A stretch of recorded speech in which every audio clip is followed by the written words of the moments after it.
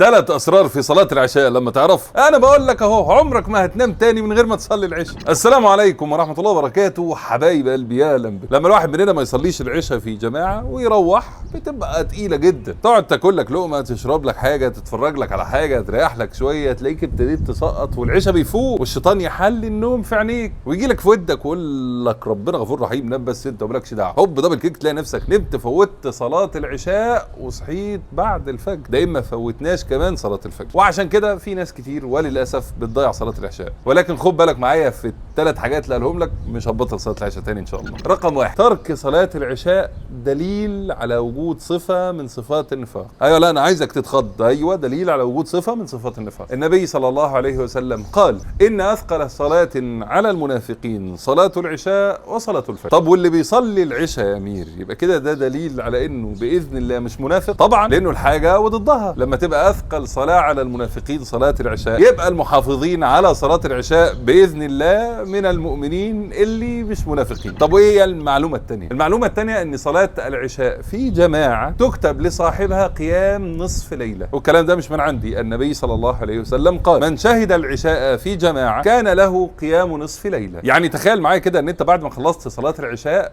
قعدت تصلي قيام ليل لغايه بعد نص الليل كمان قرب الفجر. شوف مجهود عظيم واجر كبير ازاي تاخده بس بصلاه العشاء في جماعه. طيب والمعلومه الثالثه انه صلاه العشاء في جماعه لها اجر عظيم لا يمكن تتخيل. قال صلى الله عليه وسلم ولو يعلمون ما في العتمه والصبح لاتوهما ولو حبوا. والعتمه هي صلاه العشاء، والنبي صلى الله عليه وسلم بيقول لنا لو انتوا تعرفوا الاجر اللي موجود في صلاه العشاء في جماعه، والله لو ما بتعرفش تمشي غير وانت بتحبي على ايدك ورجلك هتيجي. وخد بالك النبي صلى الله عليه وسلم هنا ما حددش اجر، قال ولو يعلمون. يا ترى ليه؟ عشان ده اجر عظيم لا يمكن تتخيل. ما هو لو اجر متخيل كان قال. ولو لاحظت معايا هتلاقي ان المعلومه الاولى اللي صلى العشاء في جماعه او منفرد فهو باذن الله مش منافق، لكن المعلومه الثانيه والثالثه بتقول لك ان صلاه العشاء في جماعه هتديك اجر لا يمكن تتخيله، واجر قيام نصف الليل. يبقى نفهم من هنا ان صلاه العشاء في جماعه يا اخواتي والله هي سلاح عظيم تحافظ بيه على صلاه العشاء، ما تفوتكش تاني ابدا. عود نفسك تصليها في المسجد، تاخد الاجور